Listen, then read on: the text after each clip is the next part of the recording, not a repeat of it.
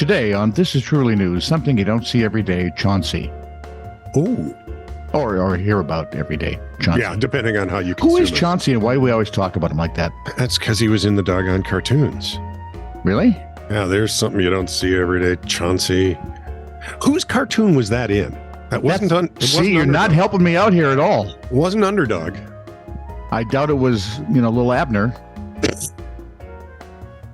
No, Underdog was there. There's no need to fear. Underdog is here with Sweet Polly purebred. Was and the Pogo? professor and Cad. And Cad, that's right. The bad guy's name was Cad. And the one looked like a wolf and dressed like a 1930s mobster. Yep. Oh, those were the days. Anyway, if you'd like to reminisce about interesting stuff like this and actually hear about, something you don't hear about every day, Chauncey, like, subscribe, and follow This Is Truly News. Please like, subscribe, and follow us. Tony, I've got man up. grandkids to pay for. Right? Do I? Do I really? Probably not. And charge their parents. Okay, wait. I have grandparents that are grandkids that are older now. So I'm going through withdrawal because Shelby's more than halfway through her farewell tour, and next year is Jayden's farewell tour, and a couple years after that is Riley, and then. What about Flint or whatever his name is? Ben. What? Flint. Ben. Finley. Anthony Verkenis. Uh-huh. When Riley graduates, he'll be in first grade. So I'm thinking I may not be there for his graduation. Our man Finn. Exactly. The light of everyone's life. You'll have to ask my daughter or my daughter-in-law to explain that to you. Or my son, he likes the story too. Anyway, like, subscribe, and follow This Is Truly News. Do it now while you're thinking of it. And we'll wait. We'll let Sheila do her thing. So go ahead. This is True, Really News with Scott Combs and Tony Vercanis. All the news you're about to hear is true, Really? as far as you know. This one's a two-parter. Part one. I'm calling it the rest of the story. So you're stealing from a dead guy. That's good. Yeah, well, what's he going to do? Yell at me? Haunt you. I'm an emergency doctor. A while back, I had a patient who refused to wear a mask. I calmly explained to him how it's hospital policy during the pandemic that everyone has to wear a mask to protect each other. He seemed to take it pretty well, even though he kept trying to say that the mask makes it impossible for him to breathe. At the same time, he kept trying to tell me how he knows all the science and masks actually cannot stop the virus from transmission. He then gets super worked up, rips his mask off, and starts screaming about 2 inches from my face about how freaking stupid I was for not knowing all the facts. He literally said, "I can't believe the freaking hospital hires huge wimps like you to be a doctor. You need to man up. It's not that big a deal." And then he stormed off coughing. Stay tuned for the rest. See, that is one question I have. How does that little paper mask stop the tiny itty bit when it barely stops, huge dust particles? I'll tell you all about that next.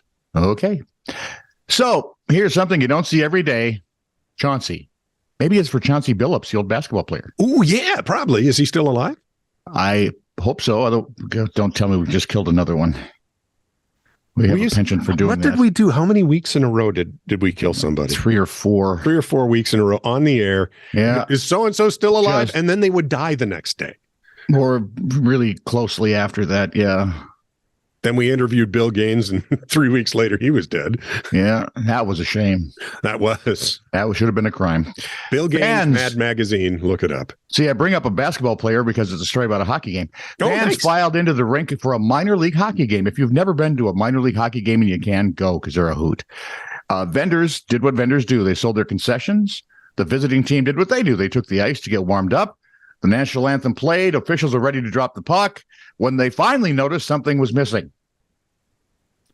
The home team. Well, wouldn't that have been a little obvious when they're about to drop the puck and there isn't? One would have thought when they weren't there for the warm-ups that the skate around. Anyway, this was a part of the Southern Professional Hockey League. It was a game in Danville, Illinois, between the visiting Quad City Storm and the host Vermilion County Bobcats. After a 2-minute delay of game penalty and a 5-minute waiting period, the game was declared a forfeit. The visitors tried to give their fans give the fans their money's worth by inviting them onto the ice for what was supposed to be a post-game group skate before making their 3-hour drive home. This is the visitors now. Okay. The Quad City president, Brian Rothenberger, said it's kind of a weird weekend. Certainly one of the most bizarre things I've ever seen. And there are now concerns that last place Vermilion County, which has lost 77 of 86 games. If you want to do the math, they've won 9. No. 58. Exactly. In 2 years of existence, and they're afraid they're going to fold mid-season, which would reduce the number of teams from 11 to 10 in the SPHL, which is just a rung below the ECHL in the North American hockey hierarchy. And that would be, so they're like fourth tier. All right. NHL, okay. AHL, ECHL, and then SPHL would be one of those leagues. Okay. Cool. Multiple messages asking for details, clarification, and comment. Where is our beer? Have gone unanswered. Oh, no, I'm sure there was beer. Let's not get silly. Right. Remember, the vendors sold their vendory stuff. No, that's true. That's true. But if you have a chance to see a decent minor league hockey team, go watch it. It's fun. They're truly a blast. Yeah. Didn't we do the Moose one time? Did we actually do a game? No, we went to a game. That was fun. No, we went to the when they had the indoor lacrosse league. Oh, wow. Remember? Wow. Barely. Exactly. Wasn't that the Moose? No, the Moose were our minor league team in St. Paul. Was it St. Paul? No, they played in Minneapolis. The Moose was a minor league team that did something when the North Stars were gone and before the Wild got here. There was only, 20 years in there. So it wasn't 20 years, but it seemed like forever. And now the rest of the story. Dateline, United Kingdom.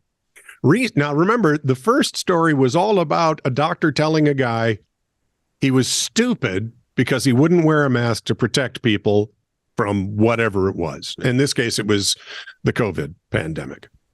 Research from a group of international doctors analyzed nearly 80 randomized controlled trials, the gold standard for studies such as these, and found that physical interventions to prevent respiratory transmissions such as masks likely made little or no difference.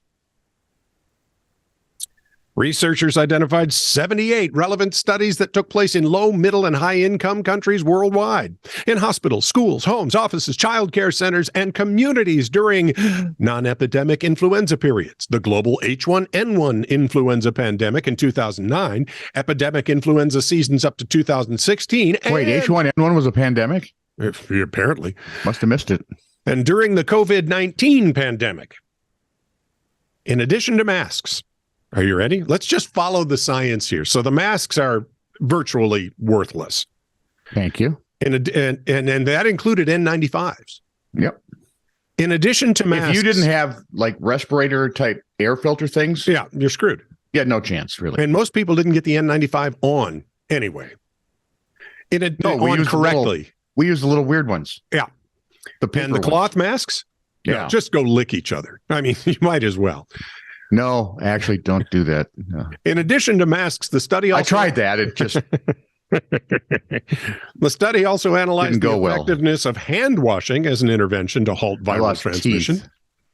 Some results showed I thought they slapped me, but they punched instead. That was mean. I'm sorry, carry on. Some results showed that hand washing may reduce the number of people who get infected, but other results included in the overall analysis could not confirm a statistically significant difference in transmission between when rigorous hand hygiene was adhered to and when it was not.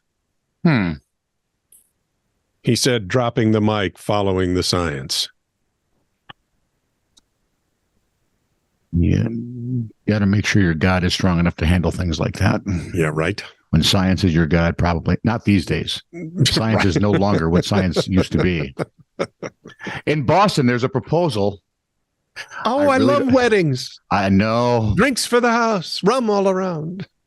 There's a proposal to let Massachusetts prisoners donate organs and bone marrow in exchange for taking time off their sentence. See? I had that same look, wondering about, couldn't there be some ethical or legal problems here? Well, I'm just thinking. I'm not sure there's a law against it, so there may not be a legal problem. There may be an ethical problem. There are legal problems about basically you're putting undue pressure, coercion. That's exactly what I'm inmates. saying. At least that's a legal problem. Well, ethics is also a philosophical problem. But ethically, I don't know how this even started. In my head. Yeah. The bill, which faces a steep climb in the Massachusetts State House. Oh, send it here. We'll pass it. And then we can send it back. I bet we don't. Anyway, the bill may run afoul of federal law, which bars the sale of human organs or acquiring them for valuable consideration. It also raises questions about whether and how prisoners would be able to appropriately care for the health of inmates who go under the knife to give up their organs. Critics are calling the idea coercive and dehumanizing, even as one of the bill's sponsors is framing the measure as a response to the over-incarceration of Hispanic and Black people and the need for matching donors in those communities. Really? Well, that's where you're going to go with this. Yeah. I think it's an uphill battle. This is not going anywhere. President of Families Against Mandatory Minimums, Kevin Ring, said, the bill reads like something from a dystopian novel, which is what it sounds like. Oh, a friend of mine used to work in China. Yeah. And I mean, mainland China. She says every day you read in the newspaper where a prisoner was killed to give an organ to a party member. He said, I can understand wanting to promote organ donation and reducing prison terms. Tying the two together would be politely perverse. Yeah, it fits this show. It does. It's weird. And when you think about it, funny, because who in God's name would actually take that seriously? Not I. Well, there are a handful of states. New York, yes. Massachusetts, Minnesota, Illinois for sure. California probably already has it. Although, did you see what's happening in California? No, did the fault finally take care of it? Well, not in California. What am I saying? I mean, Illinois.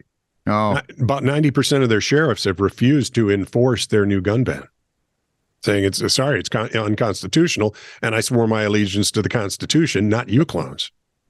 By the way, if you're wondering how those gun bans work, check Chicago's crime rates. Right? This is true, really news. Send email to TITR@netradio.network.